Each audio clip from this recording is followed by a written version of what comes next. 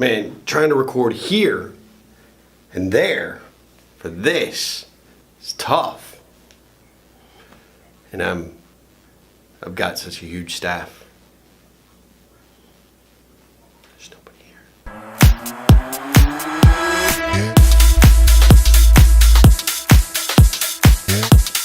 Let's do this.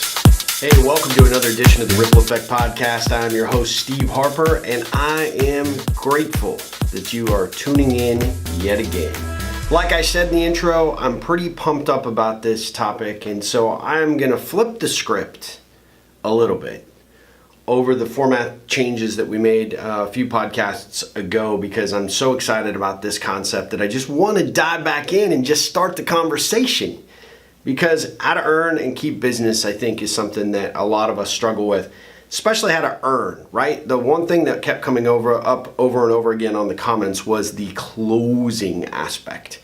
You know, that moment of truth where you've put together your offer, you've got it on the table, somebody's going through your proposal, and you take that big breath as you wait in bated anticipation for them to come through and say, yes! I would like to do business with you. Rarely happens that way. In fact, what most people struggle with is the close, right? The ask. Can we move forward? Can we make this happen? A lot of people, it was really funny, but a lot of people really seemed to struggle with that, and they were curious about my approach, how I do it, how I've been successful. So let me let you in on a little secret. There's no magic here. I too have always struggled, and I, especially early in my career, that whole piece of the sales cycle was a mystery and a challenge to me because it was so tough for me to try and get someone to that point where they were comfortable to say, yeah, let's do it. And what I realized at that time was that I viewed sales as some kind of seedy sort of situation. And let's face it, whether you're a sales rep, you're business development for your company, you're working for a big or small organization. I had a boss that told me this advice early on in my career, and it's a really good advice, and I wish I had heeded it early as an entrepreneur, but it's true. Nothing happens until something is sold. You have a product, you have a service. If you're good at that product and service, then you're representing and presenting value, which gives the potential clients benefits. And those benefits will exceed the dollar purchase that they are giving you in order to accumulate these benefits to their betterment, right? And I think a lot of times people that struggle in sales, especially at that stage, either struggle because they have not represented the value, or they don't really truly believe in the value themselves. And let's face it, the sales thing, the close piece, is a tough one. I'm trying to get the money in your pocket and put it in my pocket. And I don't care how great your product or service is, nobody really wants that to happen. Let's just be honest, right? I gotta take a little bit of a drink. I'm still, my bulletproof coffee, still not a sponsor of this podcast or this video. I'm actually, for you podcast listeners, I'm videoing myself again talking to the mic in my empty office, kind of, on a Saturday morning, because I guess that's when I do my best work. I had everything set up yesterday to do my podcast, to get this filmed. I, in fact, even cut my podcast before I realized my mixer board was not turned on. Can you believe it? And I'm wondering if my mixer board is turned on right now. I don't know. I'm hoping. Yeah, so then when I got that situation worked out and I went to cut it again, guess what happened? Now the guy next to me in the office, that is in the other office suite near us, decides he's getting on a very impassioned conference call, and I could hear everything he was doing, negotiating with some foreign government or whatever the hell he's doing. And I couldn't concentrate. I couldn't hear myself think. I was like, ah! By the end of the afternoon, I was ready to just punt my laptop. I wouldn't toss my camera because I love my camera. My Canon Rebel T6i. Yes, not a sponsor. Wouldn't never pump that. But at any rate, here I am on Saturday morning having a conversation with you. I'm gonna do my best, and sorry for that little diversion while I drink my bulletproof coffee. Again, not a sponsor, but someday maybe they will be. Oh, that coffee is so good. Woo! Look out, world. I am pumped. I got some caffeine in me. Now I'm ready to rock. So, where were we? Back to this struggle, right? That money exchange is one of the things that people really struggle with. And so I want to hit on a couple of things that I think could maybe reframe that concept for you, that could give you some different perspective. When I actually work with my clients, I always like to go through the sales process because I really want to understand exactly what they're doing, how they're doing it. And one of the key components there is how you're presenting your offer, right? How you're putting that product or service front and center, how you're displaying the capabilities of that product or service, how you're determining and how confident you are in delivering the value so that the prospective customer can understand the that component of benefit, right? And are you tying that value to the benefits that they would gain long term? Because what you really want them focused on is how great their life will be, how great their company will benefit from whatever XYZ product or service it is. And I want you to get them past that little big mountain that's right in front of them, which is price, and help establish that relationship that you're going to be there long term to benefit, to add value to those benefits by being a contributive partner in some capacity. And that's where I think a lot of people struggle. I've told a lot of consulting clients over the years that, there's a difference between a salesperson and a sales professional. What I mean by that is a salesperson is an order taker. You walk into my store, you want to buy a cell phone, here's your 3 or 4 options, what do you want? Now, it's a little bit more complicated than that. Apple has obviously proven to take that whole pitch and approach to a completely different level, really understand what you want to do with your phone, aside from talking on it, or aside from texting on it, what other features or capabilities could they help you understand and appreciate about the iPhone? They're really good at that. So they do it different than, say, going to the AT&T store. AT&T will probably never hire me after throwing them under the bus like this, but basically I tried buying a phone one time from the AT&T office. Here are your 3 models. What do you think? Which one do you want? Here's the price. That's a transactional sale. When you do exchange commerce there as a consumer, that is a transactional purchase. And that person on the other end is no better than an order taker, right? No different really in you picking up your laptop and going to Amazon and buying a product. There's really no true exchange. You have to figure out what the value of the product is for yourself, determine whether that value is sufficient to pay the price that's on the website, or in this instance, being given to you by the AT&T rep, and make that decision yourself. There's no professional approach that goes into that process. I mean, clearly that store's got somebody that, was able to, get themselves up, took a shower, has a reasonable mastery of the English language to be able to communicate to you in front of the counter. And those things are important, but they're really not really what a sales professional does. A sales professional is really in this purchasing decision with you. They're there trying to help you navigate those waters of understanding and maybe potential self-doubt about whether you should be purchasing the product or service. And so I think the one challenge that a lot of folks have is they don't understand the difference. I always say a salesperson has to ask for the business, has to try and close the business. A sales professional has to just simply ask what the next steps are to make the business happen. And there is a subtle difference there, right? If you've presented enough value, you've given all of the reasons why you're the one person that they should select, and you get to that point where it's time to ask for the close, the ask, hey, present me with the red rose time. I don't watch The Bachelor. I don't even know why I threw that in, but I did. You get to that point where you're ready to make the ask.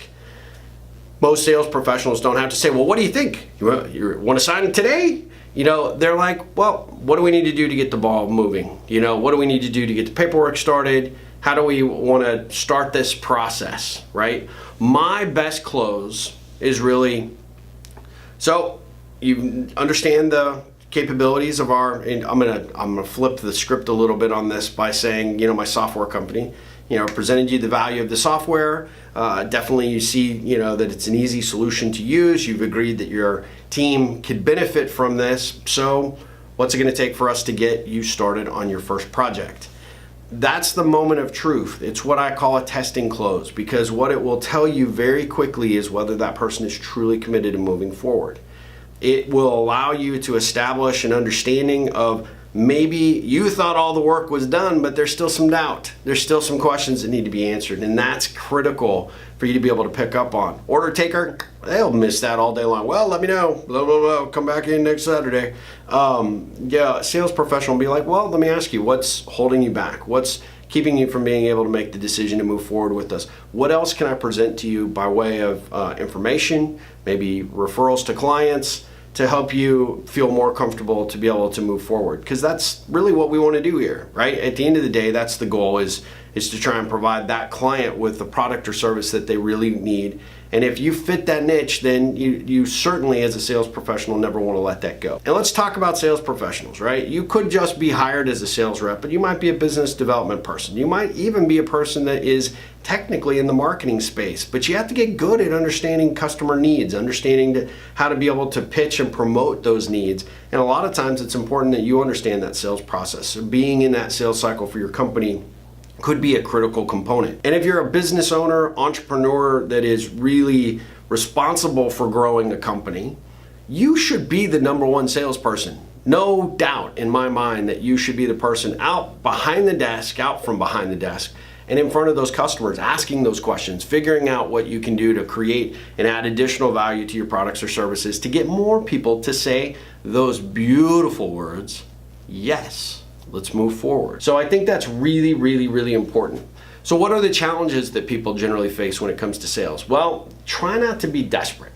When people see that you are trying to make payroll, or maybe you haven't sold in a while, the desperation, you wear it on your face, and my face is already ugly. See, it's ugly. When people sense that you are desperate to get this closed or get this sale, it gives them pause, right? Because did you tell me what I wanted to hear because you're so committed to getting the sale, or you need the sale, you're so desperate, maybe you're going bankrupt if I don't get this. Do I really want to exchange my dollars in my pocket for you? And the answer is no. You give people a lack of confidence, and you give them a reason to take a pause and maybe consider other options. That's never good. Desperation, my friends, not a bueno thing. For those of you that are non-Spanish speaking, like I truly am, bueno, hola, that's basically all I've got. Bueno is good, not good, no bueno. That's what I should have said, yes. The other thing is, sometimes desperation leads you to do things that you maybe shouldn't do. You'll prostitute yourself. That's what I'm really talking about. Okay, customer says, hey, I'm gonna do business with you if you are willing to do this, this, and this, right? Let me have it for 30 days for free. Let me, defer my invoices for 90 days. Oh, we don't pay everything up front. We have to pay those out in installments. Oh, desperate salespeople will start to trim back and say, okay, well, whatever it's going to take to make that happen. And I'm not going to say that you have to be difficult, because you don't want to be, because that also will give people pause. But you have to actually get inside of that, because what you're actually hearing is an objection. And that objection is another thing that you're going to have to overcome in order to close the business. That's critical. So you got to figure out what that objection really is. Is it, hey, look, we can't make the purchase until next quarter because the budgets are locked? Fantastic. Maybe it's better for us to wait until April 1 for us to move forward. Would that be a better approach? Well, I really want the solution now. Well, I understand. However, we need to be paid all up front. And unfortunately, I want to work with you, but I know that, the value is worth waiting a few weeks. Trying to get around that, you'll be amazed how many times when you push back, customers will suddenly find the budget in order to help you out. But when you start to compromise, when you compromise yourself and customers sense it and see it, it's a weakness. And that weakness, they will come back to you and they will screw you again, because they will be late on their payments. Because, hey, you let me slide before, you're gonna let me slide again. They won't see as much value in the relationship because you were, cheap Charlie, and you were desperate, to get the business. So you gave them a bunch of stuff, or you compromised on a couple of pushbacks they gave you. So now they know you're a punk and they can kind of push you around. And that's not a good thing either. So you have to sort of stand your ground, not compromise too much. What is within the realm of acceptable should be something that you should get comfortable with if you're a business owner, what you're willing to do and what those limits are, but you should set them. If you are in a sales capacity and those decisions are not yours, you damn well should get that answer before you start opening your mouth to talk about what you could do to get the customer on board with your boss, to make sure that everybody's on the same page. Because getting the business is one thing, but keeping the business, you got a customer that's going to drive you absolutely bonkers and nuts, is not going to be a long-term profitable thing. You're going to be in trouble at some point anyway for bringing these guys on. And then here's the other thing that I think is very, very critical, and I touched on it, but I want to really drive it home. You got to understand your value. You got to understand every nuance of your product or service, and you have to be willing to be able to contribute that in a productive conversation. Not in a salesy, hey, look at these features. If you buy today, look at the shiny diamond and the 4-point set or whatever that thing is that the ring fits in, and we'll throw in a 5th today, but today only. Don't do that. No, understand the value of what the product or service is that you're representing, and if you can't really come to any kind of conclusion there what that value is, you might want to consider maybe selling something else. Just going to be honest with you, because you're going to end up in that track of just being a sales rep, order taker. That's not fun. You don't make a lot of money that way. It's not very, sexy, and it's not very enjoyable, really, to be honest with you. It might be fun early when you're getting business in and it just kind of flows to you, but at the end of the day, at some point, that's going to be really boring, because transactional business is just that.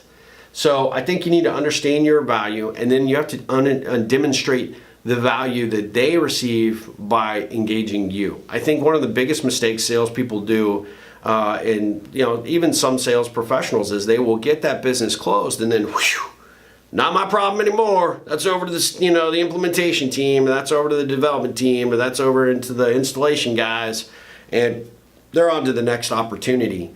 I hate salespeople that don't own the relationship, and I think it's real critical that you own the relationship. I'm going to come back to that here in just a second, because I think that is key for you being able to develop the business long term. Demonstrate your effort, not only on the front end, but what they're going to get from you on the back end, because that's pretty key. And when you run into that challenge where someone is, seemingly struggling with that decision, why don't you just straight up ask them, hey, what seems to be your concern? What's holding you back from being able to make a decision with me?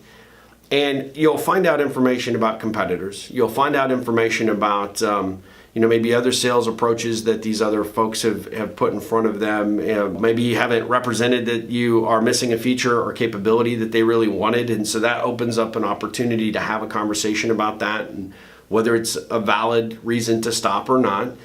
And really what that question does is it really gets to the heart of why someone is maybe not ready to make the decision. Maybe in your mind, you've done everything you possibly could. You've had this great rapport. The relationship seems to be kicked off to a great start. But really, when you ask that question, you can see it on their face that they're not quite sold. They're not quite committed to moving forward. And that becomes important for you to really understand. For those of you that sell over the phone, which I tend to do a lot, for both Ripple and for my software companies, that's hard, because you can't read the room. You can't really understand what's going on through that person's body language, or what that person is thinking. So you have to ask a lot of qualifying questions, and you have to ask a lot of things that help make sure that you are both still on the same path, so that when you do get there, and if you get a pause, you can kind of go back to those proof points. Hey, you said these features looked simple and easy for your team to use. You really like this, and this about the product. You thought that that would make your life a whole lot easier. You thought our pricing and our structure for our arrangement was very simple and straightforward. So what else can I answer for you to make you feel comfortable to give me the approval, the thumbs up? Yeah. Oh, wow. You can't see this, podcasters, but I'm throwing some thumbs up to the camera. What else can I do to help you make that decision to move forward with me? that conversation is important, obviously face-to-face, because it's hard to duck it if you're the customer or the prospective customer on the other end. But it's also hard to duck it when somebody just lays it on the table like that on the phone. And it's that moment of truth when you really find out from that individual what's holding them back. And oftentimes it can be price, oftentimes it can be the length of time it's going to take to acquire the service. They may have to get around or comfortable with how much time and effort they've got to invest to make this thing work for them. And so it's another opportunity to have a conversation to try and, again, assuage any objections that they might be having in their mind about moving forward. And that's the best you can do, really. And that's, I think, when you're willing to be patient and you're willing to be kind and you're assertive, but you're not really focused too heavily on the process, you're willing to take another stab at helping them make the right decision, you're in great, great shape. So let's talk about if we lose, what is actually happening. If we lose the business, here are 3 things that I think are absolutely critical. I don't want to talk about losses too much because that sucks. Losing sucks. I lost 2 big deals this week and for my software company. And I hate that. I really, really do hate that. Thought that we had them in the bag, thought we were waiting on that final step to get everybody's agreement or approval. And again, didn't happen. So when you lose business, there's a lot of opportunity for you to learn and get better as a sales professional. And so what I always advise my sales clients to do is I always ask them to ask for feedback. Hey, I'm curious, why did you take us off the short list, or why did you decide that we didn't make the cut? Why did you choose this competitor over us? What else could we have done differently in order to presented a better solution for you to have secured the opportunity? There is a plethora of opportunity for you to learn from the feedback that you get in that capacity. It's unbelievable. And in fact, this past week I had a big hospital situation that had come up for my software company, and the guy had basically said, hey, look, I think if you had been in person instead of virtual, that would have helped the team see who you are as an individual and as a business owner, and that would have helped. Although it wasn't a requirement, and nobody told me the other competitors were showing up to have their meetings. But I understood. And he said, you have some specific reporting deficiencies in the way they like to see information. Another point that is valid that we are actually addressing in a couple of capacities for the software product. So good feedback. And then he said basically at the end of the day, they wanted some integration capabilities that we are not willing to do with our software because it opens our company up to some liability relative to another platform. And that was an objection I couldn't have overcome. And so understanding that, they had brought that up during our call, but it did not seem like a very significant component. But again, because I wasn't there face to face with them, I couldn't see the reaction in the room. I couldn't read the room. Didn't know that was going to be a critical step for them. And so, lesson learned, right? Had I gone to, this particular location, which was clear across the country, I would have still gotten a no, because the number one thing that they were looking for never got put on the requirements document. In fact, when it did come up as kind of a, hey, secondary question here, what do you do by way of integration with accounting packages? I said, here's the reason we don't do it. Here's why, something that I think you need to be concerned with relative to the integration. Felt like on the phone, again, not seeing the verbal cues that, that had answered that question appropriately. Seemed like I had some common agreement and understanding. They even indicated that, but still, that requirement was important to them. So I didn't see it. So the feedback was important to me. The reporting component, the in-person thing, not always in a position to be able to do that, but point taken, and there's some things that we can do differently going forward that we can learn from in this sales cycle. Or from this particular sales cycle. I would always say that the other thing that you do when you lose business or opportunities to do business is use that rejection as a motivator. I think a lot of times people end up getting so wrapped up in the fact they lost that now you wear that loss like a really bad suit, and that's not cool either. You've got to be in a position where you can take that rejection as that driving motivator, and when you have that motivator because you've asked for that feedback, the motivation is, hey, I'm going to do it better next time. I'm going to, really decompress, do the post-mortem on this particular transaction to see what I could have, if there was anything I could have done differently. If they want the button red and our button is blue, there's not much I can do about that. So the things that are within your control, you want to improve, and the things that are not in your control, you obviously say, hey, well, it's another data point. Maybe down the road we change that button color, but we can't today, so wouldn't have saved the business anyway. And then stop beating yourself up. Number one thing I see about salespeople, you hear about sales slumps. They're real. They are. It's like writer's block. They do come. People really struggle and have a challenge with losing, because losing sucks, and I lost for a long time until I won. And you just have to keep putting one foot in front of another, and you have to be willing to, put your best foot forward in every relationship, every conversation, every sales opportunity, and not carry the past with you, and not allow your mental demons, your issues there to come up and to bite you in the butt, because it will. People will see it, they'll sense it, and they won't want to do business with you because they don't sense that you're confident yourself. Because you don't realize, but the ego is a dangerous mistress. And the ego will say, well, you're never going to get this deal. You didn't get the last one. You're never going to get this one.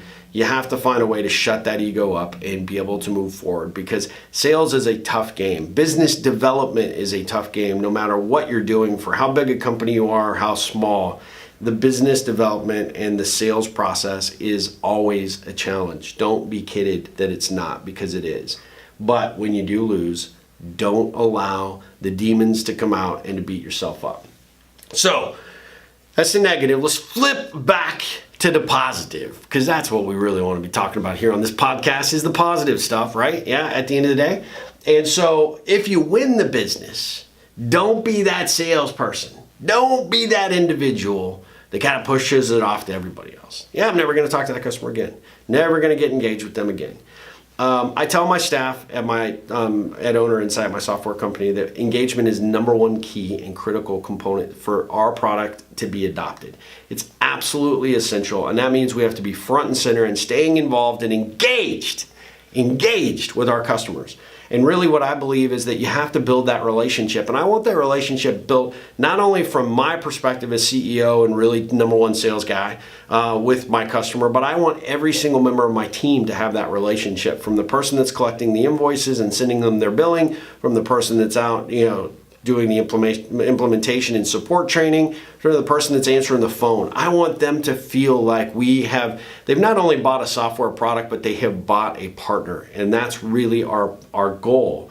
So your real work begins after the sale happens. Really, the tough stuff happens after the sale. You think the close was the hardest thing, but it's really not. It's really getting in and figuring out how to build relationships with those customers, with all of their team.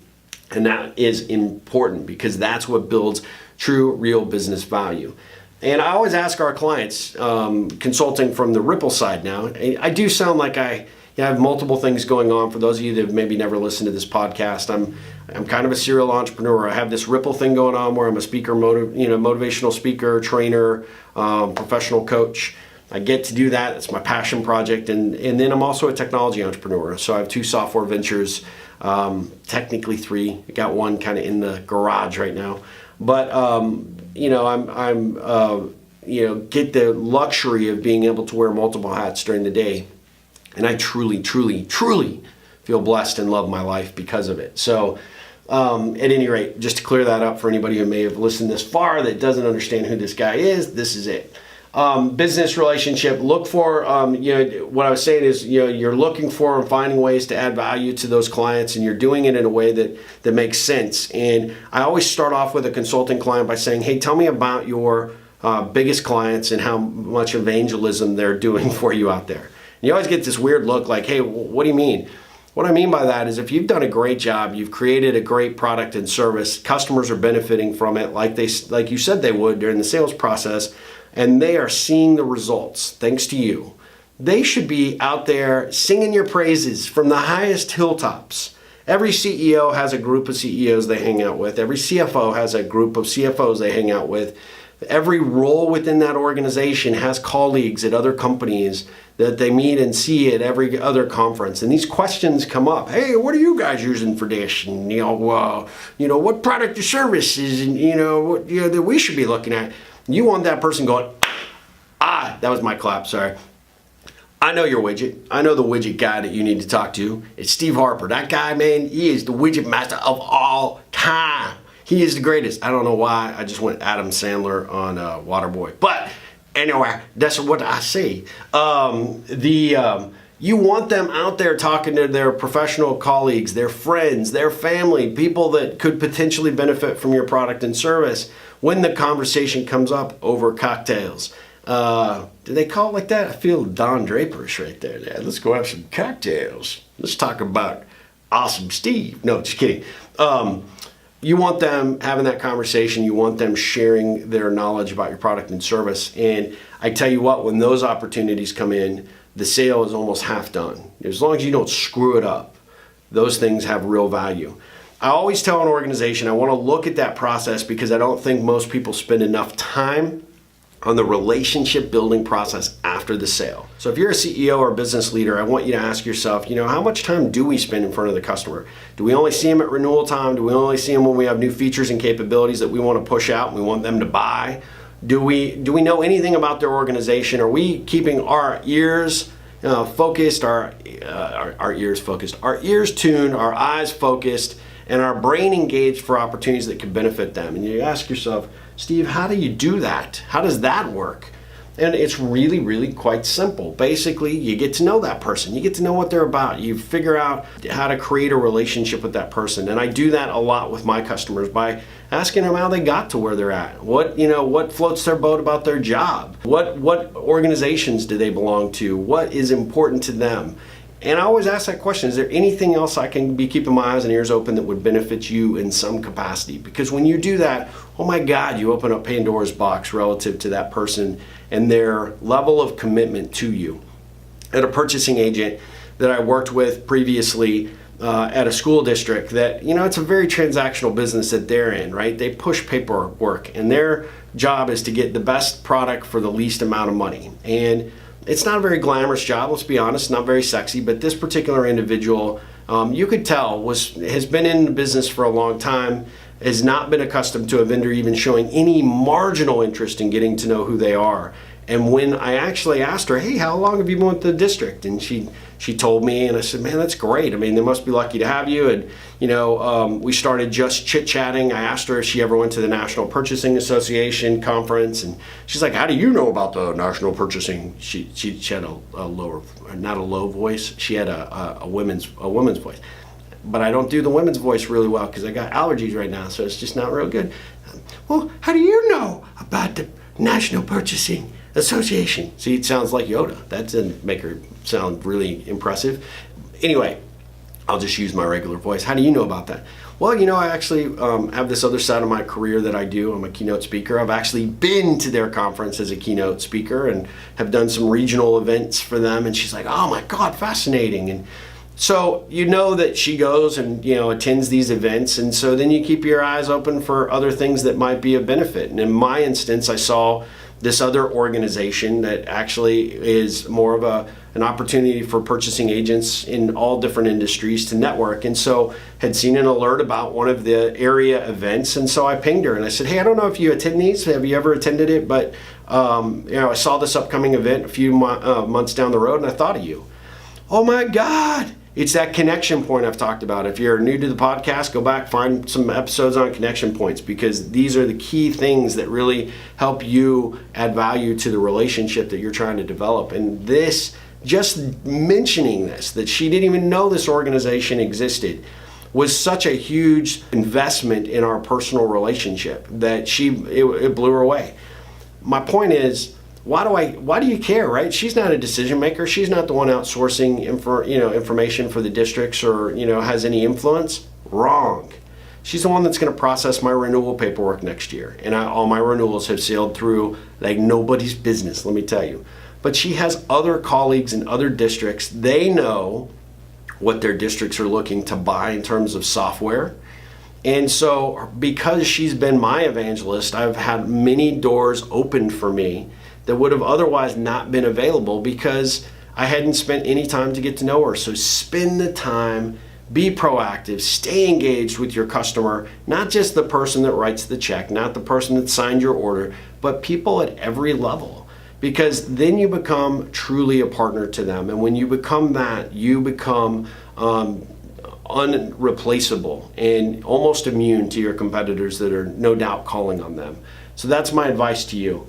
And look beyond your service or product to add value to that relationship and get to know that person. And I know a lot of you will be like, oh man, it sounds like you're trying to just make friends. I am. I'll be honest with you, because in a lot of capacities, these folks move around a lot, and they'll move from one area to another area. They'll move from one district to another district.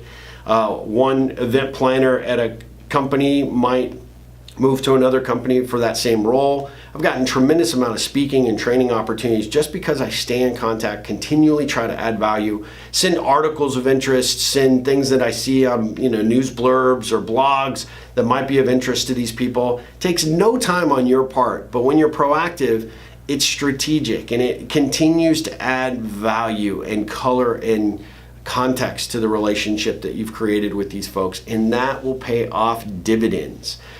Those companies that I ask, what's your engagement strategy? What kind of evangelists do you have out there marketing and selling for you that aren't paid customers, or paid employees, but actual customers? And I get that blank stare. I know there's no plan. And so I highly encourage, if you're listening to this, to have a plan, to figure out what that plan is for your company and to implement it. And if you're the CEO or you're the business owner and you are the lead entrepreneur and you are not making sure that everybody is attuned with this vision, rest assured it will not happen. But you, my friend, have to live it yourself. So that's how I think that what we're talking about here, how to earn the business, how to keep the business, and how to learn when you don't earn the business, how to learn from it so you can go get more business. I think we've touched on all three of those areas. I hope that I've done a good job kind of illustrating a couple of those key components. I know this went a little long, so I'm going to break from my format a little bit and end it here, and we'll catch up next podcast on what I'm reading, what I'm seeing, articles of interest, and my latest happenings. But this one I'm passionate about because I know that so many people struggle with it. I know so many people are in a role where they're having to develop business, and it can be a very lonely, scary topic. And it's something that I'm extremely passionate about because I've been there with you. I understand the struggles. I understand the issues that you're facing trying to, get some people on board with your product or service. And I know how hard and tough it can be. But if you go at it with a little bit different mindset, with a professional approach, and you're really truly committed to helping them see the value, if you understand the value of your product or service and you can help them understand that value and the benefits they'll get from utilizing you, and most importantly, by doing business with you, forget the company, forget the product, forget the service. That's a value that nobody else can deliver, is you. I think that you can have a reasonably good opportunity or chance or expectation to make some really good positive strides going forward. So that's my story. I'm sticking to it. I'm grateful that you've listened this far. Thank you so much. If you like this podcast, you know anybody in a sales professional role that you know is potentially in need of some, I don't know, what do you call it? A little, shot of Ripple? Wait, no. Yeah, well, kind of a shot of Ripple, but we're not drinking together. How about just a little shot of inspiration, a little new strategy, new thought process. And for those of you that have followed along this far, continue to send in those topics that you'd like me to cover. Tell me about the areas that are important to you. Let's make sure that we're capturing those things here so that I can make sure that this podcast continues to present value to you. Because at the end of the day, even though you are not paying for the privilege of this advice and guidance, you are my customer and I want to bring value. And I believe that I can only do that by really understanding your specific needs. So let's have a conversation. Hear what you would like to hear in a future podcast. Until next time, my friends, ripple on.